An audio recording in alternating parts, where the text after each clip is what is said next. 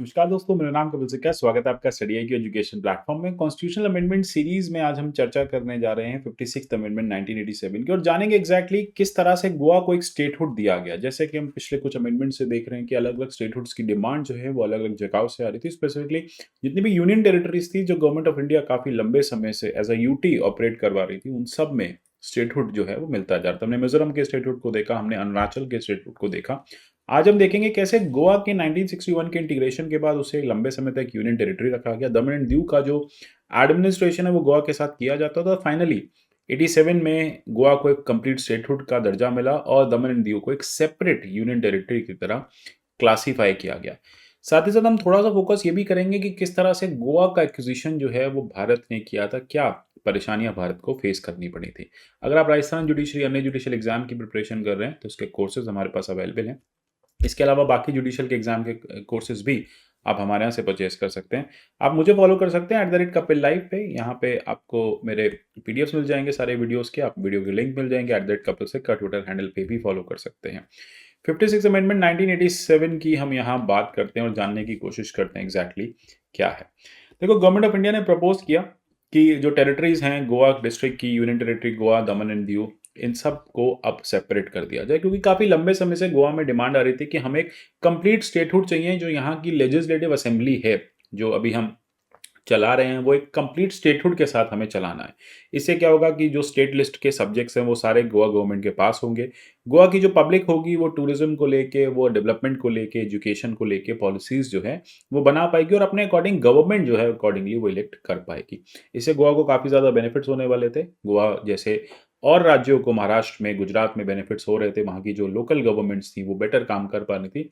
तो गोवा के लोगों को लगा कि अगर हमारे पास भी कंप्लीट स्टेटहुड होगा तो हम भी बेटर परफॉर्म कर पाएंगे। इसके लिए गोवा के लिए एक लेजिस्लेटिव असेंबली बनाने की बात की गई। 30 मेंबर्स की असेंबली थी। इससे पहले भी जो 40 मेंबर की असेंबली थी उसमें रिप्रेजेंटेशन दमन एंड दीव का भी था। ठीक है, गोवा से भी रिप्रेजेंटेशन था, दमन एंड दीव का भी रिप्रेजेंटेशन था, नॉमिनेटेड मेंबर्स भी थे। लेकिन अब जो थे गोवा में आप देखेंगे कि सेपरेट कंप्लीट स्टेटहुड की डिमांड सरकार ने, पार्लियामेंट ने एक्सेप्ट कर ली और इसके लिए हमने एक अमेंडमेंट पास किया और ये कहा गया कि एक सेपरेट बिल होगा, रिऑर्गेनाइजेशन किया जाएगा existing union territory of Goa का।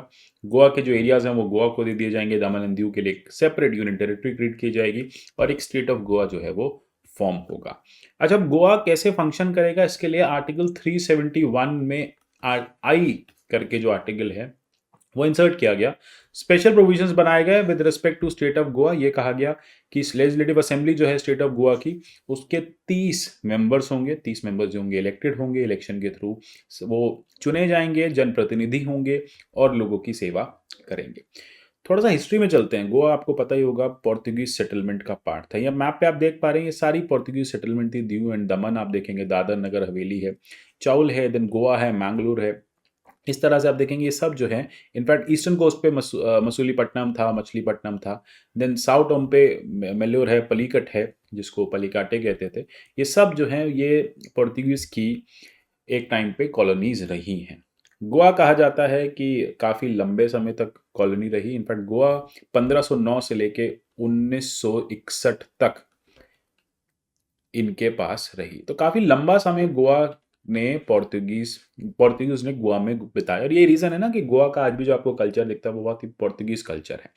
यही रीज़न है कि वहाँ पे आपको जो सेटअप है आपको दिखता है, यूनिफॉर्म सिविल कोड है, कुछ लॉज लोकल जो ऑपरेट होते हैं आज भी वही पोर्तुगीज कल्चर वाले होते हैं। तो ये लंबा समय, काफ़ी लंबा यहाँ पे पोर्तुगीज ने बिताया। इनफैक्ट आप देखेंगे 1947 में भारत तो आज़ाद हो गया, लेकिन गोवा की अगर आप आज़ादी की बात करें तो 1961 में हुआ।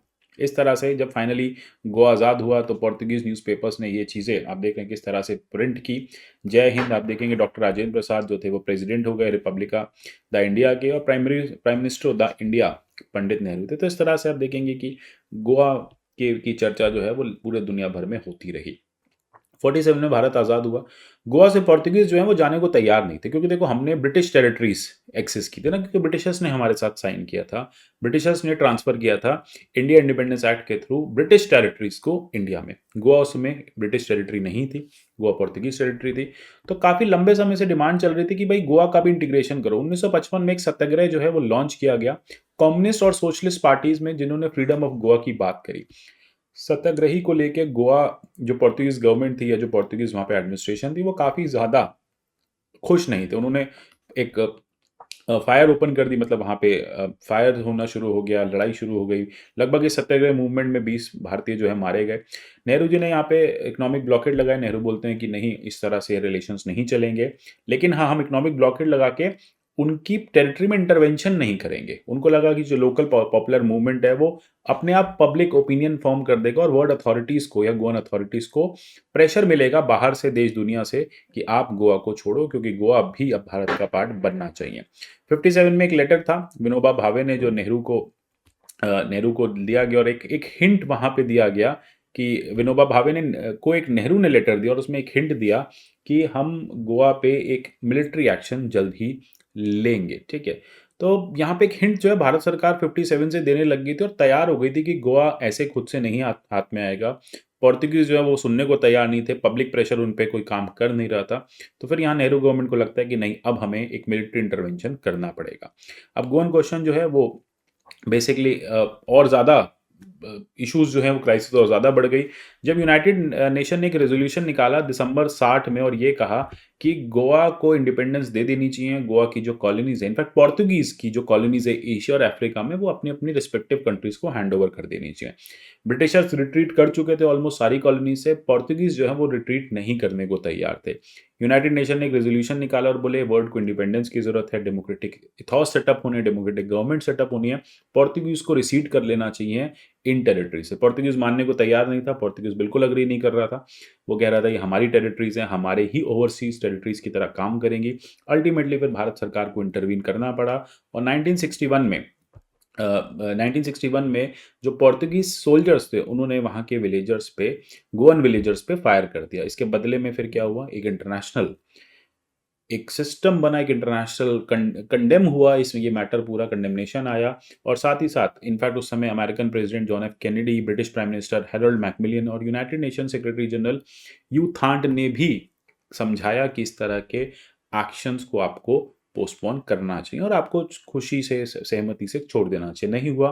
फिर अल्टीमेटली जब क्राइसिस हुई, जब इंडियन गवर्नमेंट ने मिलिट्री एक्शन के लिए प्रिपेयर कर लिया अपने आप को, तो अल्टीमेटली फिर गोवा को लगा कि, या फिर पोर्तुगीज को लगा कि अब गोवा जो है वो हाथ में नहीं रख सकते। और अल्टीमेटली जो गवर्नर जनरल गोवा जो है वेसेलो ए सिल्वा ने डॉक्यूमेंट साइन कर दिया अनकंडीशनल सरेंडर का और गोवा को भारत को दे दिया। फिर 61 के बाद से 62 से इनफैक्ट भारत जो है वो गोवा के साथ एक यूनियन टेरिटरी, गोवा जो है यूनियन टेरिटरी के फॉर्म में भारत के साथ है और फाइनली 1987 में आके उसको स्टेटहुड मिल गया। तो आशा करता हूँ हिस्ट्री जो थी पोस्ट इंडिया इंडिपेंडेंस की इंपॉर्टेंट थी, क्लियर हो गया होगा कि गोवा को कैसे हमने लिया। वैसे गोवा की अपनी एक बहुत बड़ी हिस्ट्री है, लेकिन ये क्लास अमेंडमेंट की है तो हम इसमें अमेंडमेंट पे ज़्यादा ध्यान देंगे।